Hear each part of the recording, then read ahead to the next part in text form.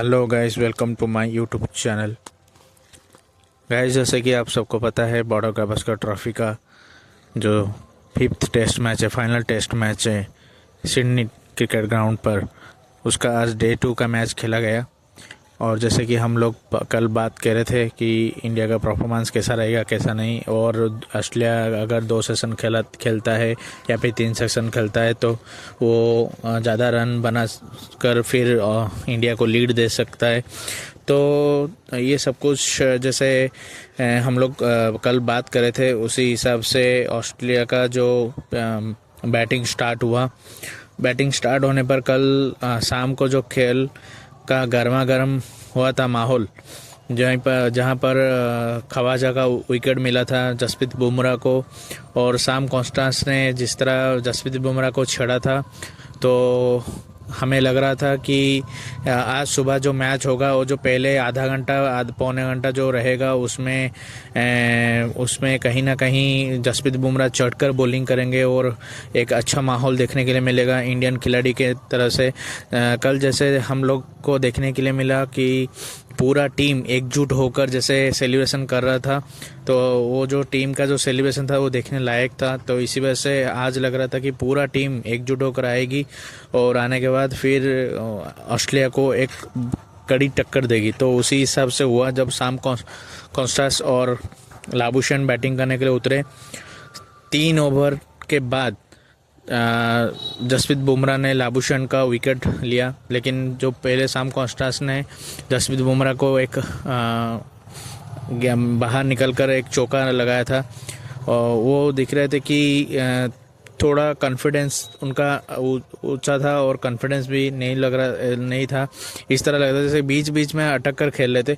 लेकिन लाबुशैन का जो 2 रन बनाकर आउट हुए बुमराह के गेंद पर, हमें लगा चलो एक बड़ी विकेट मिला इंडिया को। फिर लगा कि स्टीव स्मिथ का रन आउट, एक अच्छा रन आउट अगर डायरेक्ट हिट होता था तो वहाँ पर स्टीव स्मिथ 2 रन में थे, तो वहाँ पर वो जल्दी आउट कर सकते थे स्टीव स्मिथ को।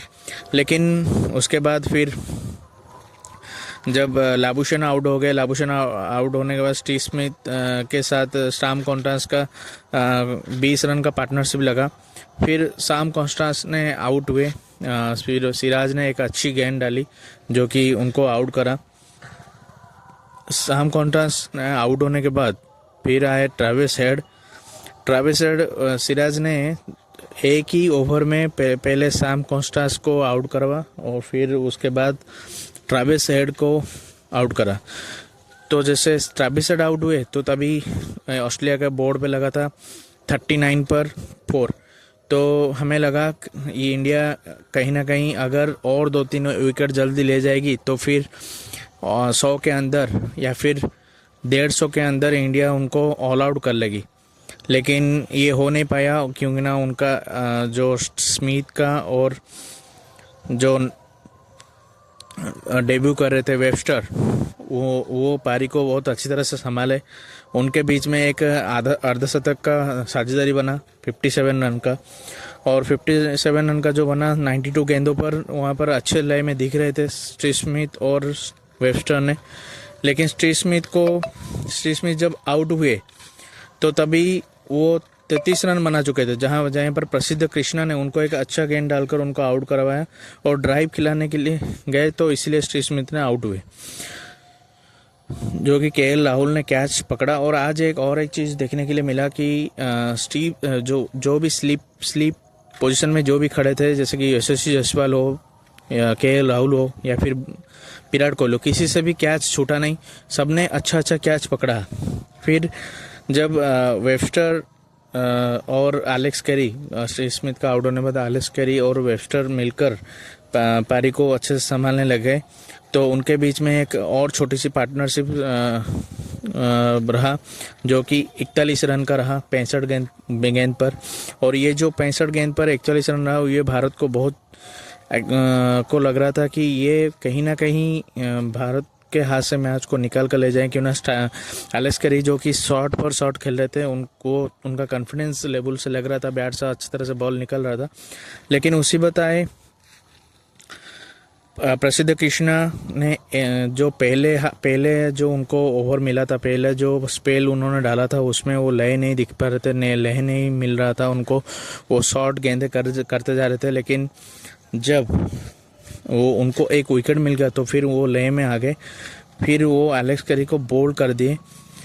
एक अच्छा गेंद डालकर राउंड द विकेट आकर उन्होंने एक अच्छा गेंद फेंका जो कि एलेक्स कैरी का विकेट वहाँ पर गिल्ली उड़ गई। फिर एक कमिंस और वेबस्टर मिलकर पारी को आगे बढ़ाने लगे। तो जब कमिंस के बैट से अच्छे रन निकलने स्टार्ट हुआ, एक छोटा सा पार्टनरशिप उनके बीच में बना, वेबस्टर और कमिंस के बीच में, जो कि 43 गेंद पर 25 रन। लेकिन वहाँ पर लग रहा था कि, और इसी दौरान क्या हुआ ना, बुमराह जो कि चोटिल होकर गए थे, 2 बार उन्होंने ड्रेसिंग रूम की तरफ गए थे, और उसके बाद जब फाइनल उन्होंने गया तो उसके बाद हमें पता चला कि बुमराह यहाँ पर इंजर्ड हो गए और बुमराह मैदान छोड़कर चले गए थे स्कैन करने के लिए। उनका कुछ जो प्रॉब्लम होता है, हैमस्ट्रिंग प्रॉब्लम, तो वो दिखाने के लिए गए थे कि क्या हुआ है क्या नहीं। तो यहाँ पर कमाल संभाला विराट कोहली ने एक अच्छे कैप्टनसी उनका तो है, वो हमेशा है, वो रहा है उनका कि उनका अच्छे कैप्टनसी और बॉलर को रोटेशन कराना उनका, वो अच्छी तरह से जानते हैं। जैसे कि विराट कोहली कैप्टनसी संभाले तो फिर उसी टाइम ही प्रसिद्ध कृष्णा, सिराज और नीतीश रेड्डी एक अच्छे जगह पर, अच्छे टप्पे पर गेंद करने के लिए लग गए। तो इसी बीच जो कमिंस और वेबस्टर का जो पार्टनरशिप चला था, वो पार्टनरशिप को तोड़ा, पार्टनरशिप जो लगा था, पार्टनरशिप को तोड़ा नीतीश रेड्डी ने। विराट कोहली ने कैच पकड़ा स्लिप में रहकर।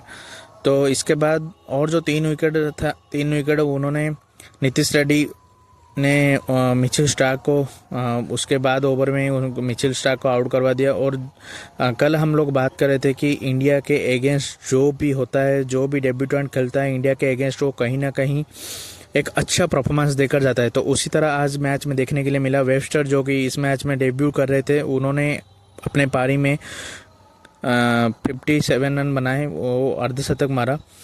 तो उन्होंने अर्धशतक बनाने के बाद प्रसिद्ध कृष्णा का एक अच्छी गेंद पर यशस्वी जायसवाल को कैच समा बैठे और आउट हो गए। उनका पारी जब खत्म हुआ, 105 गेंद वो खेले थे, 105 गेंद पर 5 चौकों के साथ उन्होंने 57 रन बनाया था। फिर आए नेथन लायन और बोलान के बीच में जो साझेदारी बना, एक छोटी सी साझेदारी बना उनके बीच 15 रन का। लेकिन हमें लग रहा था जो पिछले मैच में जो हुआ 55 रन का जो विकेट, 55 रन का जो पार्टनरशिप बना था पिछले मैच में, कहीं ना कहीं इस मैच में ना बन जाए। तो कहीं इंडिया का जब लीड था, इंडिया जब आगे था, 11 रन से आगे था, तो लग रहा था कि ये जो पार्टनरशिप है इंडिया से फिर 20 रन 30 रन ना मार दिए, जो कि जिससे इंडिया के ऊपर लीड ना आ जाए। लेकिन एक साइकोलॉजी इफेक्ट के साथ इंडिया इस पारी को आउट करके 4 रन का जो बढ़ोतरी लिया, तो एक साइकोलॉजी इफेक्ट है। लेकिन इस जो 4 रन का जो जो रन मिला था, ऑल आउट हो गई थी ऑस्ट्रेलिया, 181 रन पर ऑल आउट हो गई थी, तो 4 रन का बढ़ोतरी मिला था, उसका इंडिया ने अच्छी तरह से फ़ायदा नहीं ले पाया। क्योंकि ना इंडिया का जब सेकंड इनिंग्स बैटिंग करने के लिए आई, उसी टाइम यशस्वी जायसवाल और राहुल के बीच में एक अच्छा साझेदारी देखने के लिए मिला। लेकिन पहले ही ओवर से यशस्वी जायसवाल का वो दिखा, जो अटैकिंग स्टाइल वो दिखा। और मुझे लग रहा है यहाँ पर डिस्कशन हुआ होगा, टीम मैनेजमेंट के साथ डिस्कशन हुआ होगा, या फिर कोच के साथ खिलाड़ियों का डिस्कशन ये हुआ होगा कि हम अटैकिंग क्रिकेट खेलेंगे और इस पिच पर अगर डिफेंस करेंगे तो आउट होंगे। जो कि पहले पारी में हम लोग देखे, वो डिफेंस करते करते हुए आउट हो गए। सिर्फ ऋषभ पंत का ही 40 रन था और किसी का भी ज़्यादा रन नहीं था। तो इसीलिए हमें पहले ओवर से ही यशस्वी जायसवाल का देखने के लिए मिला अटैकिंग स्टाइल, जो कि एक ही ओवर में 4 चौके उन्होंने मिचेल स्टार्क को एक पर एक देते गए और वो लगाते गए।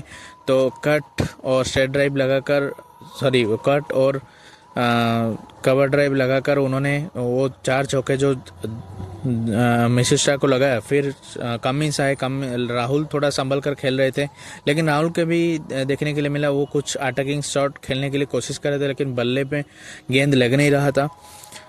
लेकिन जब स्कॉट बोलांड आए, जो कि स्कॉट बोलांड पहले पारी में अच्छे गेंदबाजी करा था और अच्छे गेंदबाजी करके उन्होंने जो विकेट लिया था, तो उसमें देखने के लिए मिला कि स्कॉट बोलांड ने बहुत अच्छी टप्पे पर डाल रहे थे और उन्होंने केएल राहुल का विकेट पहले से ही झटका मतलब उन्होंने ले लिया, जो कि उस टाइम जब इंडिया का स्कोर 42 रन था तभी इंडिया का एक विकेट गिरा। एंड उसी के बाद ही मतलब उसके बाद ओवर में स्कॉट बोलांड ने फिर से यशस्वी जायसवाल को आउट करा। यशस्वी जायसवाल भी बोल्ड आउट हुए, दोनों ओपनर को स्कॉट बोलांड ने आउट कर दिया। आउट करने के बाद फिर आए कोहली, सुमन गिल के साथ कोहली ने मिलकर कोशिश करा कि स्कोर को आगे बढ़ाने के लिए, लेकिन स्कोर को इतना आगे नहीं बढ़ा पाए, क्योंकि ना कोहली का जो पुराना बीमार था, पुराना जो था, जिस तरह वो आउट हो रहे थे और उसी तरह ही उन्होंने आउट होना लग गया उनको स्कॉट बोलांड ने फिर से स्मिथ के हाथों कैच थमाकर कोहली ने अपना विकेट फेंक दिया। जैसे कि उनको पता है कि 4th स्टंप में 5th स्टंप मुझे गेंद को छोड़ना है, लेकिन उनका वही कमज़ोर पॉइंट आज भी उनका विकेट ले लिया। फिर आए पंत और सुमन गिल मिलकर कुछ उनका जो पार्टनरशिप बना रहे थे 19 रन का बना, छोटा सा पार्टनरशिप बना, लेकिन उसमें मुझे लग रहा है सुमन गिल का वो टैलेंट वो जो खेलने का तरीका था, वो टेस्ट मैच में उनका खेलने का तरीका नहीं है। वो T20 के लिए ठीक है, मानते हैं T20 के लिए वो ठीक है, उस तरह खेलना चाहिए, लेकिन टेस्ट मैच में उस तरह खेलना नहीं चाहिए। सुमन गिल जब आउट हुए तो उस टाइम वेबस्टर के हाथ जो कि डेब्यूटेंट है और जिनका बॉल इतना ज़्यादा स्पीड में नहीं आता है, तो उनको वो अटैक करने के लिए गए, लेकिन मुझे लग रहा है कि उस टाइम उनका गेम अवेयरनेस थोड़ा वहाँ पर मुझे लैक दिखा, क्योंकि ना अगर पंत आगे चलकर मार रहे हैं और वो अटैकिंग स्टाइल में खेल रहे हैं, तो उस टाइम उनको सबर दिखाना चाहिए था, उनको सिंगल देकर पंत को देना चाहिए था, या फिर ओवर उनको खेलकर काटना था। लेकिन उन्होंने अटैकिंग स्टाइल में खेलकर उन्होंने एलेक्स कैरी को कैच थमा बैठे। तो यहाँ पर सुमन गिल आउट होने के बाद फिर आए रविंद्र जडेजा। पंत गिरी, वो पहले पंत का बात बोले तो पंत गिरी जो पहले बॉल से ही उनको देखने के लिए मिला, पहले बॉल से ही उन्होंने निकल कर छक्का मारा। और पंत का आज बैटिंग देखने के लिए देखने लायक था, क्योंकि ना पहले इनिंग्स में जब हम देखे उनका प्रेजेंस और माइंडसेट और अप्रोच देखने के लिए मिला कि नहीं, उनके पास सिर्फ अटैकिंग स्किल नहीं है, उनके पास डिफेंस का भी स्किल है। वो बॉल छोड़ते भी हैं और बॉल को डिफेंड भी करते हैं। लेकिन यहाँ पर आज पूरा खेल अच्छा देखने के लिए 14-15 ओवर बीता, उसमें लगा कि ऑस्ट्रेलिया बैकफुट में, और कहीं ना कहीं पंत ने उनको बैकफुट में ही डाल दिया था।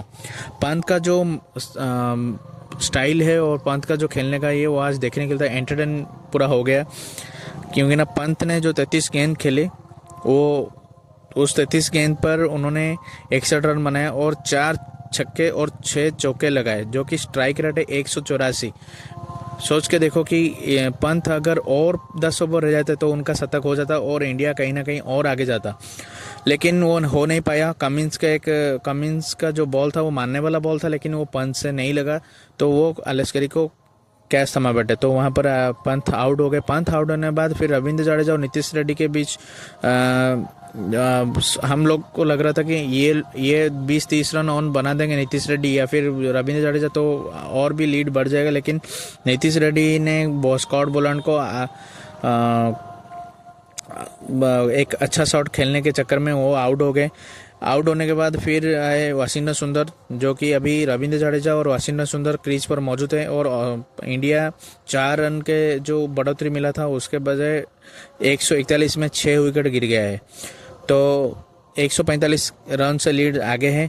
अगर कल जो डे 3 का मैच होगा, कल अगर पूरा फास्ट सेशन जो इंडिया अगर खेल जाता है और उसमें अगर वो 50 से 60 रन बना भी देगा, तो मुझे लग रहा है कहीं ना कहीं इंडिया आगे है इस टेस्ट मैच में। अगर इंडिया का कल फर्स्ट सेशन में ही ऑल आउट हो जाएगी और 20 और 30 रन ही और ऐड करेगी, तो मुझे लग रहा है ये मैच हम हारने वाले हैं, क्योंकि ना और भी 2.5 दिन है और उसके साथ बुमराह का कुछ कंफर्मेशन नहीं हुआ है कि बुमराह बॉलिंग कर पाएंगे या नहीं कर पाएंगे। अगर बुमराह बॉलिंग करते हैं तो ये 170 180 टारगेट ठीक है इंडिया के लिए, क्यों ना वो रन चेस कराने नहीं देगी। क्यों ना अगर बुमराह नहीं है तो मुझे लग रहा है कि और भी 30 से 40 रन ज़्यादा करना चाहिए, क्यों ना अच्छे लय मिल गया है प्रसिद्ध कृष्णा और सिराज और नीतीश रेड्डी को, लेकिन वो सेकेंड इनिंग्स में कर पाते नहीं कर पाते उसके ऊपर सब देखना पड़ेगा।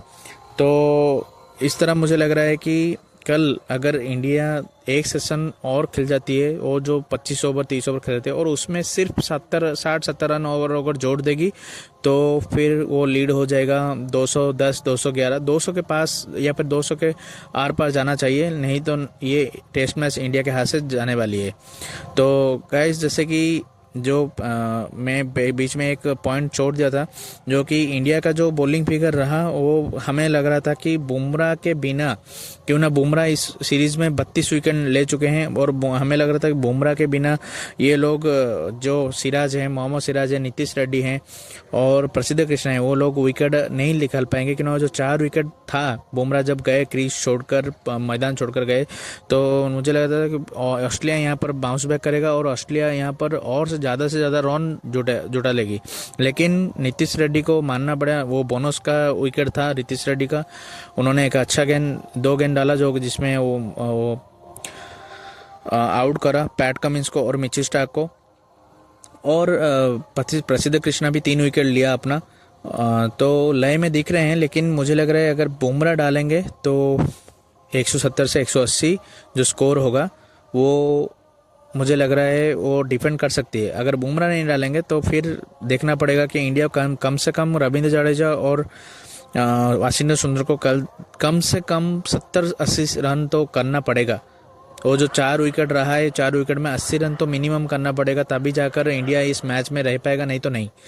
तो गाइज, अपडेट पाने के लिए मेरे चैनल को सब्सक्राइब कीजिए, लाइक कीजिए, शेयर कीजिए और बेल आइकन को हिट कीजिए। आने वाले अपडेट को पाने के लिए बने रहिए। Thank you so much.